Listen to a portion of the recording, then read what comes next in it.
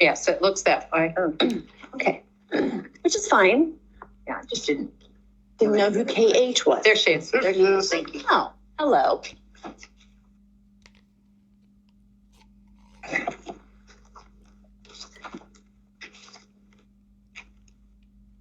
I also see an MG. Do you guys see the MG? No. And now we have DT. No. Okay, so DT is That's Denali, Denali. but Okay. who? M who? We don't see. Yeah, I do not. I see 8. That's Alice. Can you guys see that on online? Yes, sure can. Did you put this together? I did, yes. You are, wow, okay. You gotta work. She gotta work to be. She'll be my teen hire. Okay, good evening. My name is Denali Chewbacca. At our last meeting, I and some members of the public brought up some concerns about inappropriate literature in the youth and teen section. And I researched and investigated these concerns further. And I was a little appalled at some of the things I found. I took note. I have a running list of some of the books and things I found. I also took a couple examples, some excerpts, some pictures of the books, and I put them together here. And while I was doing research, I was also doing my best to come up with solutions so that these aren't concerns and problems people have in the future.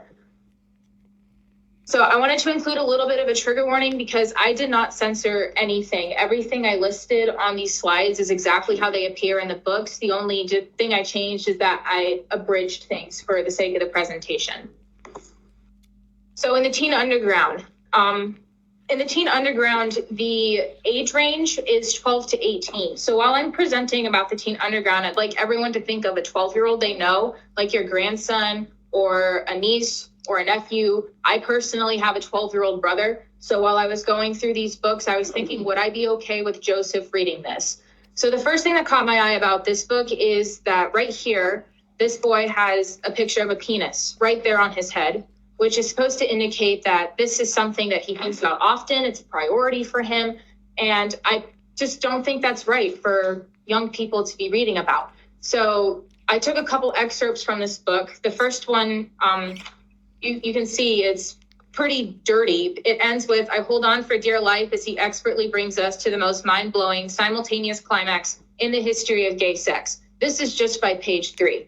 I actually stopped reading this book after page 3 because the first 3 pages were full of sexual fantasies, interactions, and descriptions of experiences that were as repulsive of this as this or worse. So I actually stopped. And I was thinking, I definitely would not want Joseph to read this. Second, Blood Moon by Lucy Cuthew. So what caught my eye about this book at first was when I saw it on the spine, I was like, oh, this sounds like a vampire werewolf book. I pulled it off. I didn't understand what that image was until I read the inside summary of the book. That is a picture of a girl on her period. Here's some excerpts from that. Blushing fact. Apparently, it's not just your cheeks the blood rushes to when you're embarrassed. It's your lady lips, too. She nods at my crotch and grins. That's on page 15. So this book does address the social dilemma of menstrual shaming, which is still common in our culture. I have no problem with the author addressing this. The problem is she doesn't get to it until over halfway through the book. The first half of the book, as you can see all the way up to page 137, is full of lewd conversations, like the excerpt from page 15, really graphic depictions of this girl having sex with the boy she likes, along with things she says to him, things she fantasizes about, mentions to her friends. It's just deeply disturbing. Third book, The Key to You and Me by J. Robin Brown. I don't know if it's loaded up there yet, but can you guys see that? No. Computer hates me today. Sorry.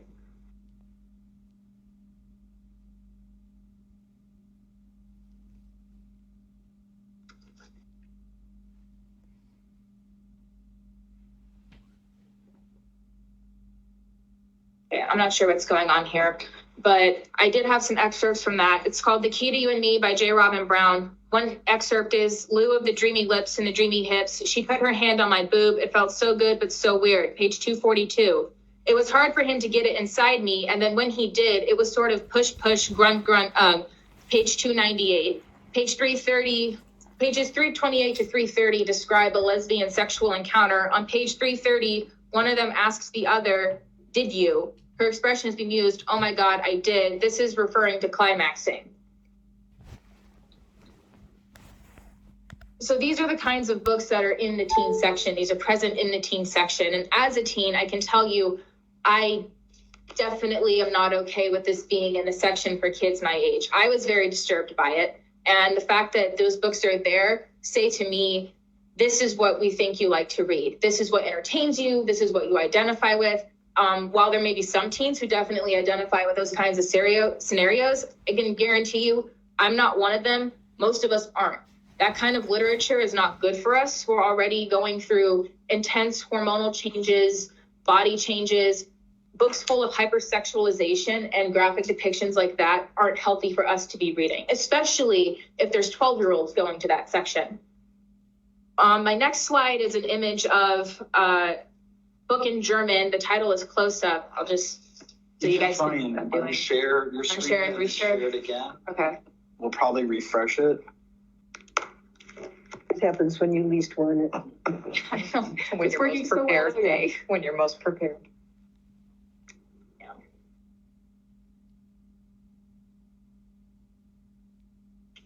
Oh yeah, it looks like it may have logged me out or something.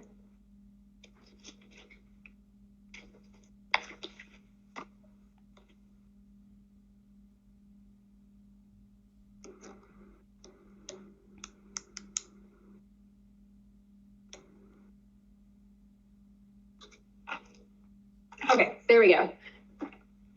Okay, so this is an image of a book I found not technically in the teen section, but in the foreign languages section. So the way that the Teen Underground is set up is on the third floor, when you walk all the way down to the end, on the left, there's one double-sided bookshelf. On the right, there's another double-sided bookshelf. Those are full of teen books. And then the bookshelf rows keep continuing from there. So the first time I went to the teen section, I did a full 180-degree turn to check out the shelf behind me. And I pulled this book off the shelf. So I was a little confused because I was like, why is this in the teen section? And then I realized it was actually the foreign language section. But the fact that there's a book like this in such close proximity to teen sections, I thought was a little inappropriate, actually very inappropriate, especially because there's a lot of language immersion programs in Anchorage. I personally don't speak a lick of German, but I have a friend who is in a German immersion program for 6 years. And even though he hasn't been in it for 5, he still speaks German fluently. So he could probably read this book as if it were in English. And if you imagine, he stopped that program when he was 12. So with that 12-year-old age range, you could have those, like that age group coming in, picking these kinds of books up off the shelf and reading them. Clearly, this is not the kind of book you want a child to be reading. This is a comparison that I found. So the two books on the right are same content kind of book, same storyline, but they're in the adult section. The one on the left, like you can compare that and see the one on the teen section is clearly more visually lewd than the ones in the adult section, which makes one wonder, why is it closer to the teen section than it is to the adult section, especially when it's so easy to just turn around and grab it off the shelf. Inappropriate literature and youth services. So when I was going through it, I found a dozen books probably, but these are some of the ones I decided to include. I personally don't really have a problem with LGBTQ literature in the library. I just want to say that now. I recognize that that's a large demographic in Anchorage, and I think that it's fine for them to have literature for that part of their identity. What I think is a problem is exposing young children to the concept of sexuality. I think that if there's college classes for 20-something-year-olds who lived this through high school in their teenage years, and they have professors breaking down this concept for them, 4-year-old kids who can't put together 2 + 2 should not be exposed to a subject so complex and confusing. I don't think it's right. And I think it also kind of takes away the innocence that makes them a kid. So it froze again, but I did have some solutions that I came up with. So parents and older teens, I think, could get a lot more involved. I read in the collection management policy that librarians are responsible for screening books and putting them on shelves. And if someone has a problem with a book, they can file a report or a complaint, and then that book will be reviewed, removed, left on, et cetera, et cetera. It's a whole process. I think that the library could release a list of the newly received books on their website that they get, and parents and older teens should be able to review that list, like not all of it, obviously, but maybe like 4 or 5 books a person. They could review that list, and then they can fill out a short 2-minute survey about whether or not this book should be allowed. Is it inappropriate? Is it too graphic? What age range do you think is best for it? That kind of thing. That would, it would give the public the opportunity to speak their minds before a book is placed. So instead of 50 kids reading a book before it gets reported before it's on the shelf, and those kids don't have to get exposed to it at all. So that could help the public feel heard. B, it would allow the librarians to have physical, statistical information and data about what the public wants and doesn't want with books. And that would in turn decrease the amount of what a lot of people would consider to be inappropriate literature. It would also help the teens, because over time, as they start seeing trends in what we want and what we don't want, we'll be able to mold that section of the library more to what fits our needs and our desires book-wise. I would also recommend moving LGBTQ plus literature into its own section, both in the teen area and in the kids area, just because there's a lot of, in the teen books, there's a lot of graphic depictions. It's pretty intense. And so I'd recommend just moving it off the shelf, especially if it's inappropriate, into its own section, and then designating that section 16 plus, because some of the content I was reading was definitely at least rated R, and that's 17 plus. So I would recommend moving those. I would do the same in the youth services. I'd pull the LGBTQ plus literature off the shelves, put them on their own shelf and label it LGBTQ plus literature for kids. And that way it's easier for parents to say, I want you to go check out those books. I want you to see what it's like for people who have to live that way under that kind of scrutiny. I want you to understand that lifestyle. I want you to find who you are. They can tell their kid to go get that. Conversely, a parent can also say, I don't want you reading that. Please stay away from it. In any case, people are still included. No one's discriminated against. They still get to read that kind of literature, but we're also not unnecessarily exposing kids who shouldn't be reading that yet because their parents don't want to, by sneaking one of those books in between if you give a moose a muffin and all the places you'll go. I would also recommend moving the books with the graphic scenes, whether in foreign languages or not, into the adult section to limit teen exposure. The very hypersexualized books especially, doesn't matter if it's for LGBTQ or for hetero. If it's super graphic, it should be moved to the adult section, period. I would also recommend redesignating the teen section to be 15 to 16 plus and creating a preteen section for ages 11 to 14, because that way it'll make it easier for kids my brother's age to find books that fit them, like Diary of a Wimpy Kid or the 39 Clues, and kids my age would be able to find books that are more suitable to us, like Lord of the Rings, that sort of thing. I would also fix some of the displays. A lot of the teen underground displays represent one perspective. There's only one perspective of books, and then the rest are neutral. When I say neutral, I mean fantasy books, dystopians, that kind of thing. They don't really take a side on a particularly political or controversial subject. They're just there. So I'd recommend putting up equal displays. For example, hetero romances next to LGBTQ romances, socialist books next to capitalist books, so we can demonstrate inclusivity. Everybody's heard. Everybody's present. I read in the collection management policy that books are not taken off or not put on the shelves if they correlate with a certain political party, a certain idea. It doesn't matter if they're offensive. The collection management policy states that they are allowed to be displayed and put on the shelves. And I think that we should see that through, especially when it comes to displaying things, because those are the books that catch your eye first. Most of the books that I put here were on display. They weren't hidden in the shelves.